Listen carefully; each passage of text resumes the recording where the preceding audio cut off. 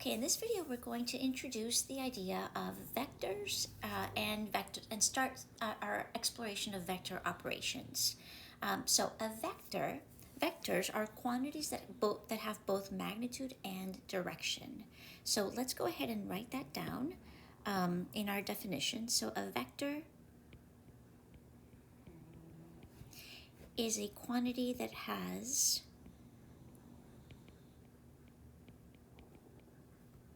magnitude or length,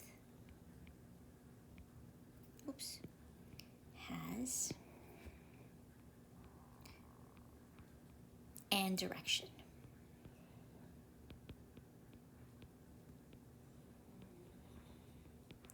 So we can visually define a vector using a directed arrow. So for example, we might have an arrow that looks like this, maybe from point P to point Q. And this is a vector that has a specific length, right? The length of that line segment from P to Q, and also has a direction that's denoted by the arrow in which it's pointing.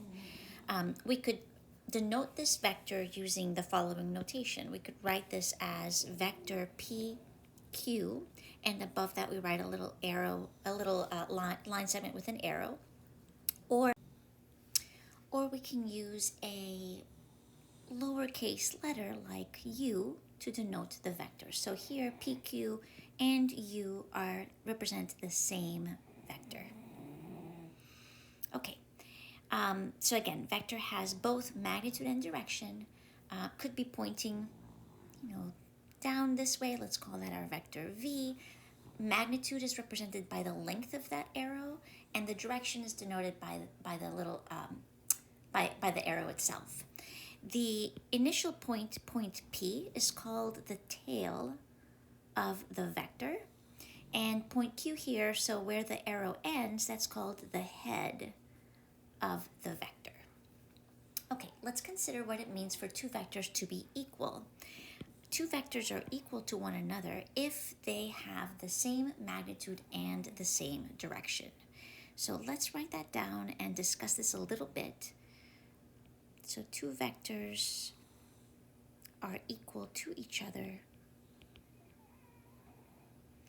if they have the same magnitude and the same direction. This means that the location is arbitrary. So I could have two vectors in very different places in space or on the plane that have the same length, point in the same direction, and they're equal to each other. They're just located in different places. So location is arbitrary. For example, we could have a little vector U here that looks like this, and maybe a vector V here, same length, same direction, but different location, and U and V here are equal to each other. Or I might have a little vector W here. These three vectors are equal to each other if they have the same length and point in the same direction. Just a quick note, the zero vector is denoted by a zero and our little vector symbol above it. And this vector has no magnitude, and we consider it as a vector that points in all directions.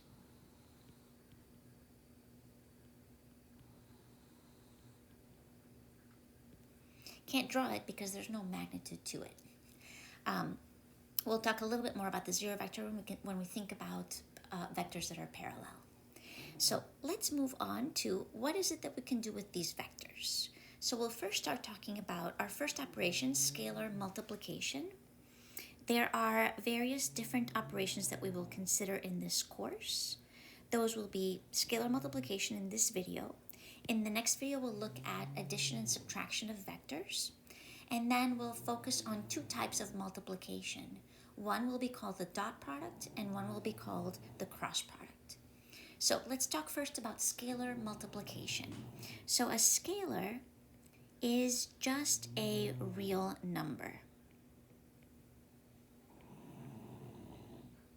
And for those of you that don't know me, don't know that I have a dog named Lucy, she's sitting next to me, and you might hear her snoring once in a while. But you should know that because that happens in almost all of my videos. All right, let's get back to this. So a scalar is a real number. What happens when we take, let's say that we have a real number c. I'm going to denote that by using the symbol that represents belongs in the set or is an element of the real numbers, which we write with a big R and double line.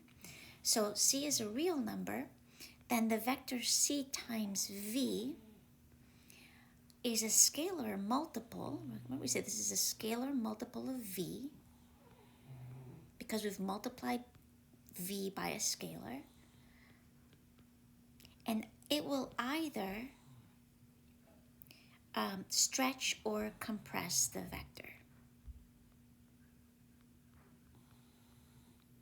And it could change its direction if c is a negative number.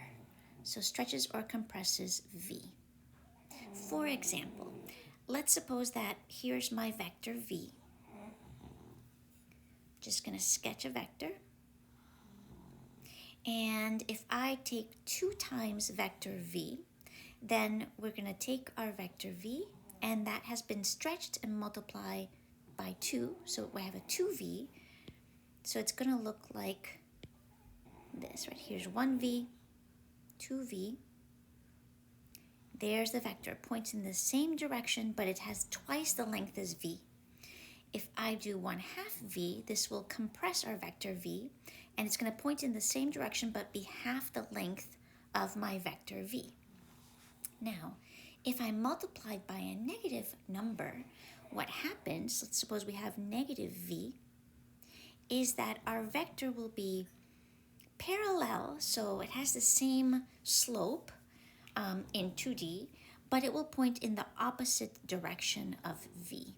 Right? So this is what happens when we multiply by a negative. It makes it point in the opposite direction of v. If I have, for example, negative 1/3 v, then we'll have a vector that points in the opposite direction of v, and that is 1/3 the length of v.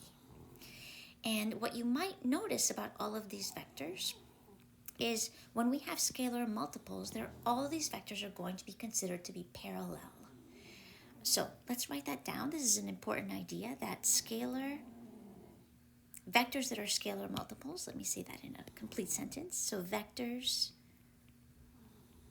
that are scalar multiples of each other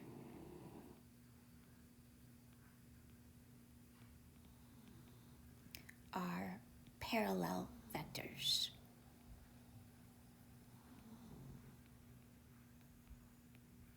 And since I mentioned earlier that the 0 vector kind of points in all directions, we say that the 0 vector is parallel to all vectors.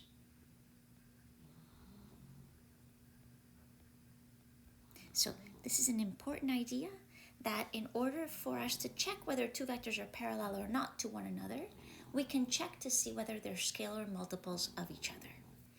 Okay, in the next video, we're going to talk about vector addition and subtraction.